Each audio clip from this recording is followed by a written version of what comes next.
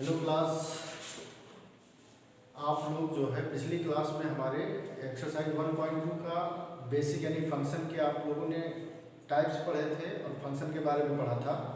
यानी उसका जो बेसिक था वो हमने पिछली वाली क्लास में बताया है ना। आज हम आपको एक्सरसाइज सॉल्व कराएंगे। उसकी जो एक्सरसाइज है आज हम उसको सॉल्व कराएंगे।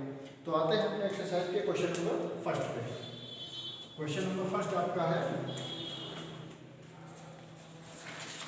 question number first. So that the function f such that r to r, फिर fx equal to 1 upon fx equal to 1 upon x को ये चेक करना है कि ये 1 है। क्या कह रहा है? Is 1 and r2। ये आप दिखाइए कि 1 और r2 है। ठीक है, तो अब सबसे पहले क्या करो, सबसे पहले हमें एक की दिखाना है। एक की मतलब क्या? 1 हिंदी में क्या बोलते हैं उसको? एक की, अंग्रेजी में 1 तो आप 1 तो है, जी है, सीधे सीधे आप क्या मान लो, late fx1 equal to fx2। ठीक है, और जहां पर x इक्वल टू कितना दिया गया, 1/x दिया गया है ना, तो ये कितना हो जाएगा, f1/x1 इक्वल टू f1/x2 हो जाएगा, है ना। क्योंकि भाई 1/x है, यहाँ हमने x1 x2 माना है, तो x के साथ x1 x2 लगता चला जाएगा। क्लियर? अब तो आप लिख सकते हो 1/x1 इक्वल टू 1/x2, ये हो सकता है ना। यानी कि आप लिख सकते हो x1 इक्वल टू x2, है ना। तो जब x1 बराबर x2 आ गया तो आपकी 1 की जो कंडीशन थी यही तो थी, x1 इक्वल टू x2 होना चाहिए। तो लिख दीजिए दिस फंक्शन इज 1 या फलन एक ही है। ठीक है, अब उसके बाद आप ऑन टू चेक करिए, ऑन टू या क्या है, आच्छादक, यही तो होता है हिंदी, आच्छादक, है ना। अच्छा, उसके लिए आप मान लीजिए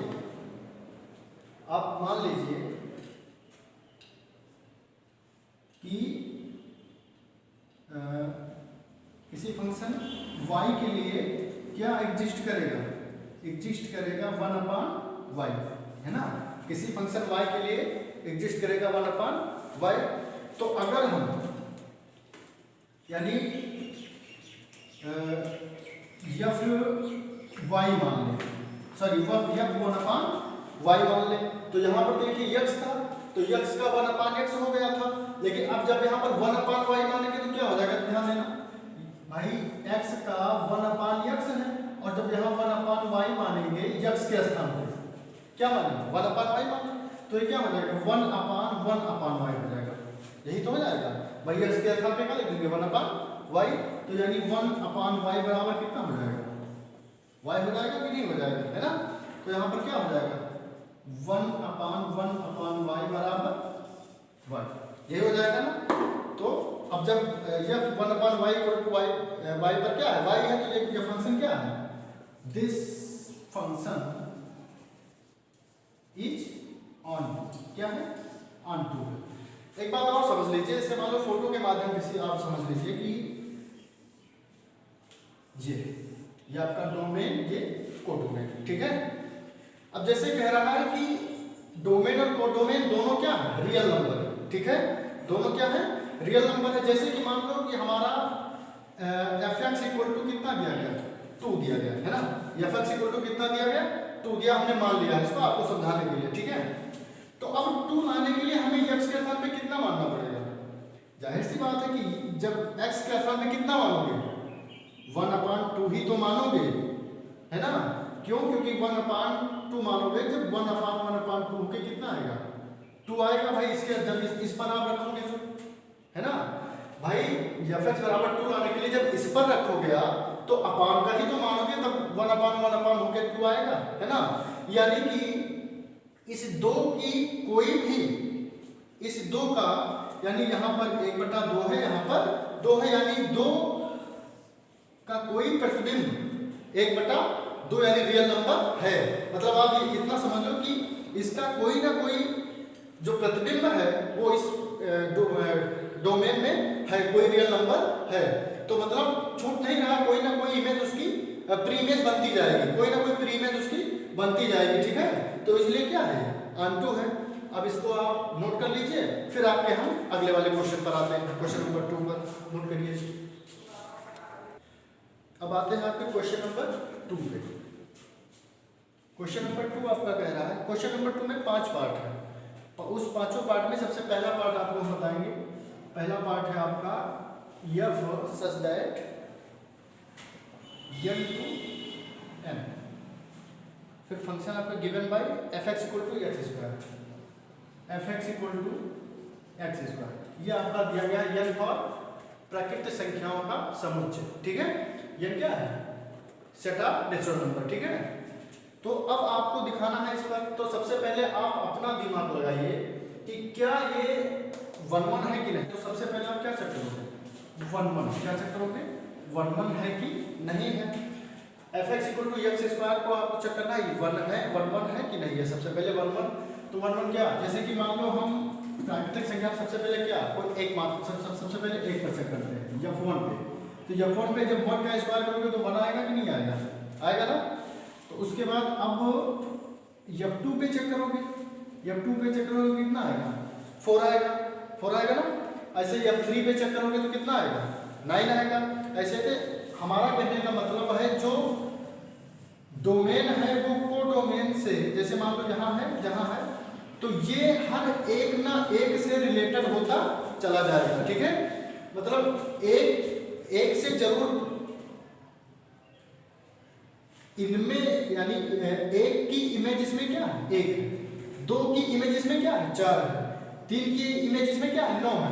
मतलब कुछ ना कुछ इमेज इसमें मिलती चली जाएगी एक से। भाई सबसे पहले 1 1 की जो कंडीशन थी वो क्या थी कि डोमेन का एक एलिमेंट कोडोमेन के एक एलिमेंट से ही संबंध रखेगा।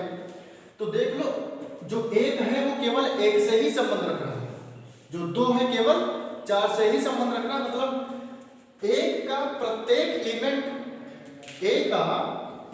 एलिमेंट बी के किसी ना किसी एलिमेंट से मैप कर रहा है ना। तो हमारा फंक्शन क्या है, 1 1 है। फंक्शन हमारा क्या है, 1 1 है। तो लिख दीजिए यहां पर आप f1 equal to 1, f2 equal to 4, ठीक है। हो गया, कारण हमने बताया। सो दिस फंक्शन इज 1 1, ठीक है। हमारा ये फंक्शन क्या है, 1 1 है। क्यों, क्योंकि x की हर एक वैल्यू के लिए उसकी एक अलग इमेज बन रही है, ठीक है। तो हमारा जो ये फंक्शन हो क्या है, 1 1 है। अब ऑन टू पे चेक करिए। अब जब ऑन टू पे चेक करेंगे आप, तो अब आप ऑन टू की कंडीशन थी वो क्या थी, वो कह रही थी कि डोमेन का कोई भी एलिमेंट छूटना नहीं चाहिए। डोमेन का कोई भी एलिमेंट छूटना नहीं चाहिए, वो डोमेन के किसी न किसी अवयव से जरूर संबंध रखना चाहिए उसको, है ना। तो आप देख लीजिए, हम आपको फोटो से दिखा देते हैं। 1 2 3 4 5, 1 2 3 4 5 6 सारी प्राकृतिक संख्याएं हैं। अब देखिए 1 का स्क्वायर तो 1 हो गया, 2 का स्क्वायर क्या हो गया, 4 हो गया। फिर 3 का स्क्वायर ऐसे 9 आ जाएगा, 4 का स्क्वायर 16 आ जाएगा। तो बीच में जो 2 और 3 है ये किसी का स्क्वायर नहीं है, ये किसी का स्क्वायर नहीं है, यानी बीच में 2 और 3 बच गए। बचा कि नहीं बचा। फिर 4 हो गया, 5 6 और 7 बच गए, क्योंकि 5 6 7 किसी के स्क्वायर नहीं है। और यहाँ कंडीशन क्या दी गई, स्क्वायर वाली। तो भाई जो हमारी जो शर्त थी वो क्या थी कि जो कोडोमेन है उसका कोई भी अवयव छूटना नहीं चाहिए। लेकिन मैपिंग के द्वारा क्या दिख रहा है कि 2 3 छूट गए, फिर 5 6 7 छूट गए, फिर 8 भी क्यूब है लेकिन स्क्वायर नहीं है ना, तो स्क्वायर 8 भी छूट गया, फिर 9 हो गया, फिर 10 11 ऐसे मतलब छूटते हुए बीच बीच में चले जा रहे हैं। अगर छूट रहे हैं तो फिर हमारा आप सीधे सीधे लिख दो कि 2 के लिए सॉरी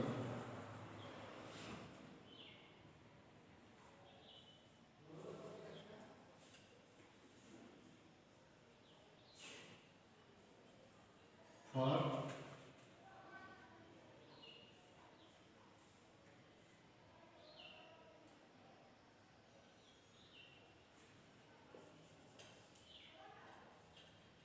नो, ऐसा लिखिए आप, नो प्री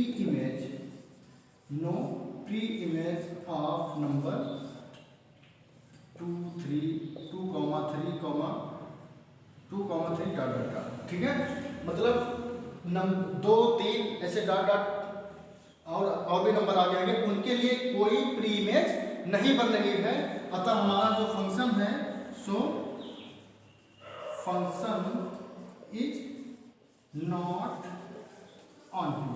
ठीक है, समझ में आ गई नहीं? हमारा कहने का मतलब समझिए कि इसमें सभी जो कोडोमेन है उसकी जो प्री इमेज है, मतलब सभी की जो प्री इमेज है वो डोमेन में नहीं बन रही है। क्यों? क्योंकि 2 और 3 की प्री इमेज डोमेन में नहीं है। ठीक है, यानी जो हमारा कोडोमेन है उसके जो सभी एलिमेंट हैं उनकी जो प्री इमेज है वो डोमेन में नहीं बन रही है। अतः जो हमारा फंक्शन है वो क्या है?